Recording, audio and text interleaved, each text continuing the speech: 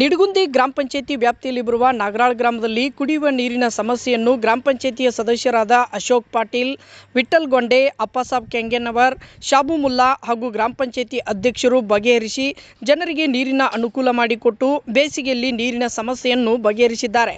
ನಾಗರಾಳ್ ಗ್ರಾಮದಲ್ಲಿ ಬಾವಿಯ ಪೈಪ್ಲೈನ್ ರಿಪೇರಿಯನ್ನು ಗ್ರಾಮ ಪಂಚಾಯತಿಯ ಸದಸ್ಯರ ನೇತೃತ್ವದಲ್ಲಿ ಮಾಡಿಸಿದರು. ವರದಿ ಪ್ರಶಾಂತ್ ಗಸ್ತಿ, ರಾಯಬಾಗ್.